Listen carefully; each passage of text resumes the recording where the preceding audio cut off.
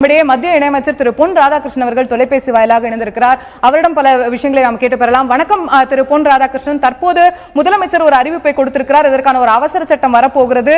ஜல்லிக்கட்டு ஓரிரு தினங்களில் நடைபெற போகிறது. மாநில அரசு அந்த அவசர சட்டத்தை ஏற்ற இருக்கிறது. மத்திய அரசுடைய உள்துறை அமைச்சகத்தில் இது இருக்கிறது அப்படிங்கறதை சொல்லியிருக்கிறார். மத்திய உள்துறை அமைச்சகம் இந்த விஷயத்தை எப்படி பரிசீலிக்க இருக்கிறது? குடியரசுத் தலைவருடைய ஒப்புதலை நாம் இதில் எப்போது பெறுவதற்கான வாய்ப்பு இருக்கிறது? உங்களுடைய கருத்துக்களை பதிவு செய்யுங்க திரு பொன் ராதாகிருஷ்ணன். வணக்கங்க. முதல்ல தமிழர்களுடைய பாரம்பரியமான ஜல்லிக்கட்டு விளையாட்டை நடத்த வேண்டும் என்பதற்காக களத்தில் இறங்கி போராடி வந்து கொண்டிருக்கின்ற இளைய சமுதாயத்திற்கு, மாணவ சமுதாயத்திற்கு என்னுடைய மனப்பூர்வமான பாராட்டுகளை தெரிவித்துக் கொள்கின்றேன். மிகப்பெரிய வெற்றியை நீங்கள் பெற்றிருக்கின்றீர்கள். அதற்காக உங்களுடைய அத்தனை முயற்சிக்கும் என்னுடைய பாராட்டுகளை தெரிவித்துக் கொள்கின்றேன். அதே நேரத்தில் நம்முடைய பிரதமர் மரியாதைக்குரிய நரேந்திர மோடி அவர்கள் நேற்றைய தினம் அவர்கள் நம்முடைய தமிழகத்தினுடைய முதல்வர் மாண்புமிகு ஓபிஎஸ் அவர்களுக்கு ஒரு உறுதிமொழியை கொடுத்திருந்தார்கள். தமிழக அரசாங்கம் எடுக்கக்கூடிய அனைத்து நடவடிக்கைகளுக்கும் மத்திய அரசாங்கம் உறுதுணையாக இருக்கும் என்பதை உறுதிப்படுத்தியிருந்தார்கள். அதனுடைய அடிப்படையில் தமிழகத்தினுடைய மாண்புமிகு முதல்வர் ஓபிஎஸ் அவர்கள் இன்று இந்த அவசர சட்டம் கொண்டு வர முடியும் என்கின்ற ஒரு அறிவிப்பை இன்று காலையிலே அறிவித்திருக்கின்றார்கள். உடனடியாகவே மாண்புமிகு முதல்வர் அவர்களை தொலைபேசியிலே நான் அழைத்து அவர்களுக்கு என்னுடைய பாராட்டுகளை தெரிவித்தேன். அவரை உடனடியாக சந்திப்பதற்கு நான் தயாராக இருந்த நேரத்திலும் அவர் சென்னைக்கு அவசரமாக புறப்பட வேண்டிய தேவை இருக்கின்ற காரணத்தினாலே அவர் புறப்பட்டு சென்று கொண்டிருக்கின்றார். அவருக்கு என்னுடைய வாழ்த்துக்களை தெரிவிக்க நான் கடமைப்பட்டிருக்கின்றேன். இப்போது நம்முடைய மாணவ சமுதாயம் போராட்ட களத்தில் இருக்கக்கூடிய ஒவ்வொருவரும் மிக பொறுப்போடு ஒரு விஷயத்தை யோசித்து பார்க்க வேண்டிய கடமையில் இருந்து கொண்டிருக்கின்றோம். இந்த அறிவிப்பு இதனை சார்ந்து மத்திய அரசாங்கம் எடுக்கக்கூடிய நடவடிக்கைகள் குறித்து உடனடியாக நாம் களத்தில் இறங்கி பணிபுரிந்து கொண்டிருக்கின்றோம்.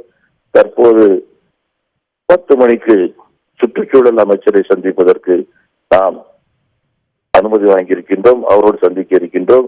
அதனை தொடர்ந்து உள்துறை அமைச்சரையும் நான் சந்திக்க இருக்கின்றேன்.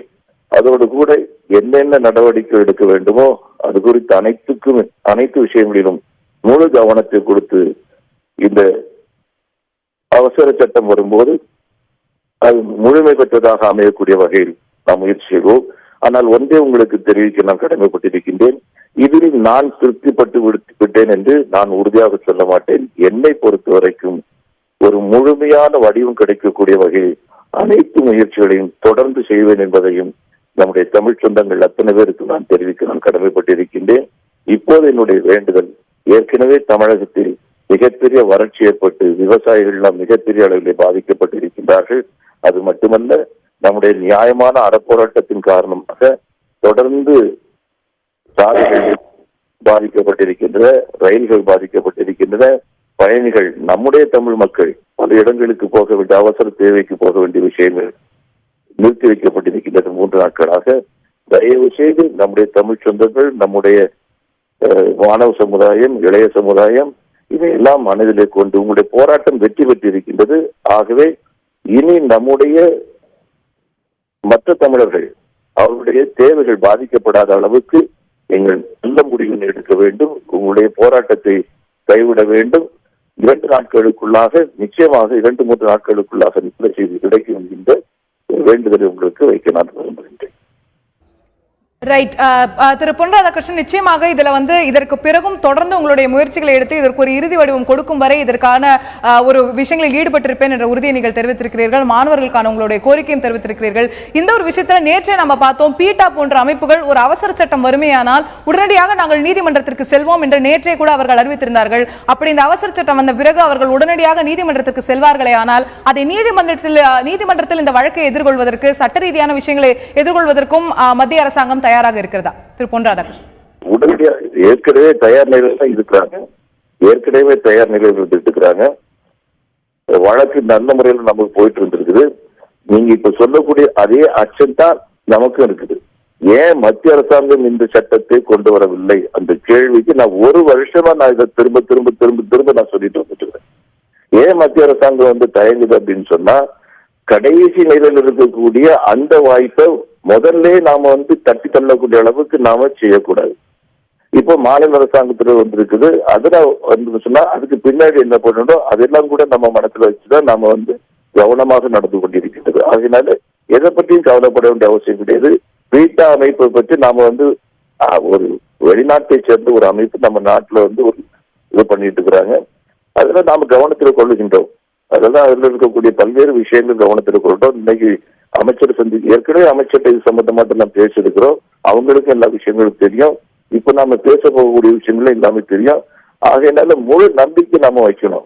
எப்பவுமே இப்போ ஒரு வருஷமா என்னென்ன கஷ்டப்பட்டோம் அப்படிங்கிறது என்னை தெரிஞ்சவங்களுக்கு தெரிஞ்சுக்க முடியும். ஆகையினால என்னுடைய மாணவ சமுதாயம், இளைய சமுதாயம் இதை புரிந்து கொள்ள வேண்டும் என்று நான் கேட்டுக்கொள்கிறேன். ரைட். சோ இது ஒரு நீதிமன்றத்திற்கு அடுத்த கட்டத்துக்கு செல்வையானால் அதையும் எதிர்கொள்வதற்கு தயாரான நிலையில் இருப்பதாக தெரிவித்திருக்கிறீர்கள். இன்னொரு கோஷம், இந்த போராட்ட காலத்துல மாணவர்கள் ஜல்லிக்கட்டு வேண்டும் என்ற கோஷத்தை வைக்கும் போது அடுத்த கோஷமாக பீட்டாவை தடை செய்ய வேண்டும் என்ற கோஷத்தை வைத்துக் கொண்டிருந்தார்கள்.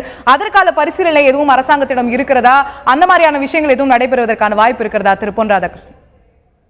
ஒரு விஷயத்தை இதுல தெளிவுபடுத்த விரும்புகிறேன். பீட்டா அப்படிங்கிறது பல்வேறு நாடுகளோடு சேர்ந்து நாடுகளில் அமைக்கப்பட்டிருக்கக்கூடிய ஒரு அமைப்பு.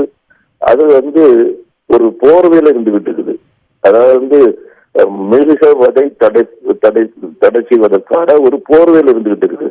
அந்த போர்வையில இருந்துகிட்டு அதுக்கு பின்னாடி நம்முடைய நாடுடைய பாரம்பரியமான விஷயங்கள் எல்லாம் அழிக்கக்கூடிய முயற்சியில அது இறங்கிருக்குது. ஆகையினால நாம ஒரு ஒரு விஷயத்தை மனதில் வைத்துக் கொண்டு அதை தடுக்கக்கூடிய எல்லா முயற்சியும் ஈடுபடணும்.